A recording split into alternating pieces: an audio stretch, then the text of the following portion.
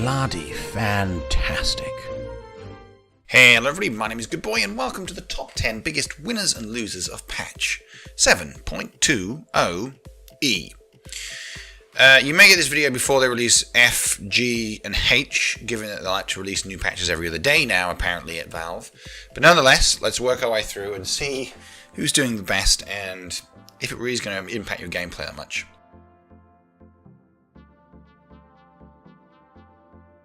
In at number 10 is Phantom Assassin. Now, Phantom Assassin actually saw a range of quite bad nerfs. So Phantom Strike duration was reduced from 2.25 to 2. Her Stifling Dagger mana cost was increased to a flat of 30 as opposed to declining mana cost from 30 to 15. Coup de grace critical damage was reduced from 210, 330, 450 to 200. 235, 450. So again, in the early game, not as good. And blur mana cost was increased from 30 to 50. So all in all, just very, very painful rework, seeing a nearly 1.5% drop in win rate. This makes Phantom Assassin a break-even hero averaged across the meta, but in the pro scene, I imagine we'll see a fairly significant tumble from what was, kind of still is, a hero that was very, very, very powered.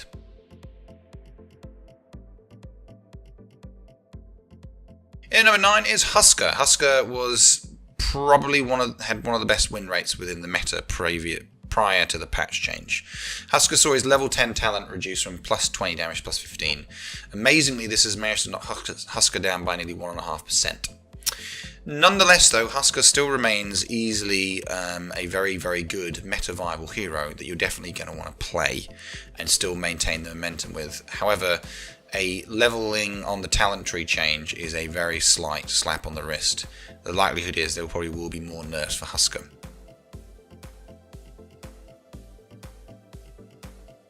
At number 8, Magnus, the darling of the pro scene, as it were, has seen a tremendous level of, well, nerfs.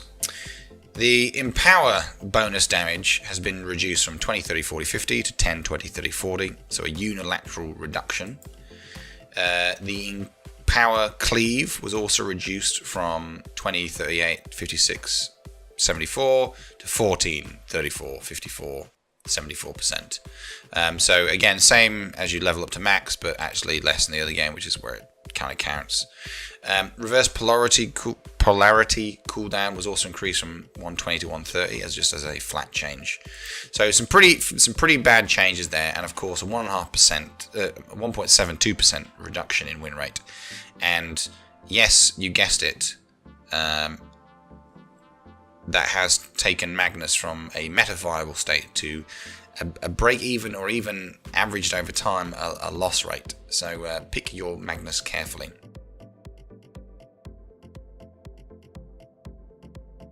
In at number 7, we see our first winner, which is Sven. Sven's seen about a 1.7% increase in win rate, and this is where we saw the base movement speed increase from 290 to 295, very important for melee, but also Sven's war-acquired shield health is now 25% stronger on your hero.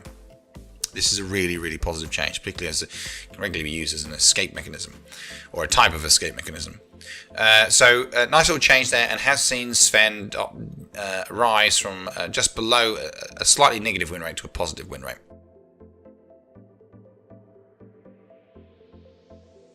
Ember Spirit is in at number 6, and this is where we see the strength increase from 20 plus 2.4 to 21 plus 2.6.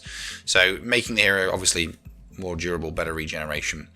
However, Ember Spirit still averaged across the meta is pretty bad, and even with this near 2% increase in win rate, I still don't recommend the average player with average skills playing Ember Spirit. Hard hero to play anyway, quite sophisticated, and also at the same time still not amazingly meta viable. In at number 5, we saw the continuing nerfing of Sand King, over 2% reduction, with the Sandstorm damage being reduced from 25, 50, 75 to 100 to 20, 40, 60, 80, so just a unilateral drop. Sand King has generally been, pretty much since the patch came out, one of the best heroes to play, and now I would say he's officially off the boil. A shame, but you know, that's life.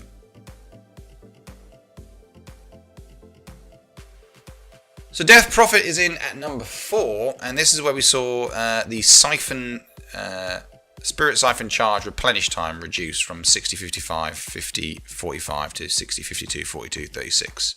So unilateral positive changes there for Death Prophet, and a nice over 2.2% increase in win rate. However, Death Prophet is still probably one of the worst heroes in the meta right now. So while it's very easy for a small change to see a notable increase in the win rate, Death Prophet still remains fairly awful, and I generally recommend, unless you have a very high skill with the hero, not to play her or spam her right now.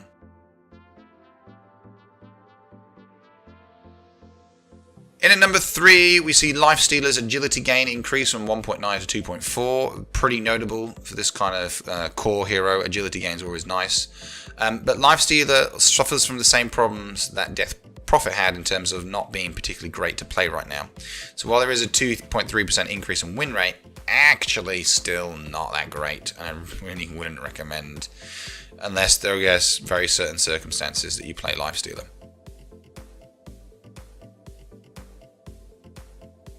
In at number 2 is Bristleback. Bristleback saw his strength gain increased from 2.2 to 2.5.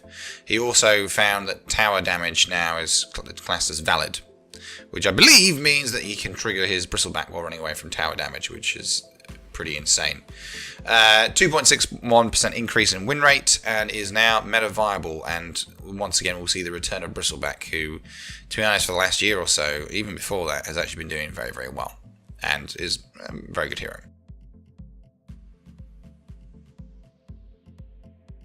And then finally, the biggest winner of all is Ursa, who got slapped on the wrist in the previous D patch and has now gone back up by 2.77%, and his base movement speed was increased from 305 to 315. Quite a significant improvement in speed.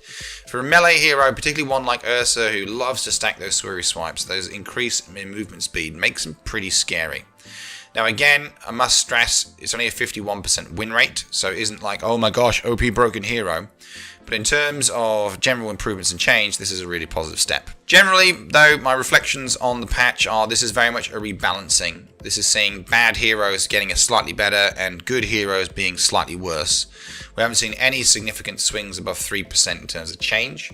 And in terms of the meta in general, it just, I think, stops the pro scene abusing heroes too much. So there you go. And that pretty much sums up the biggest winners and losers of patch 7.20E.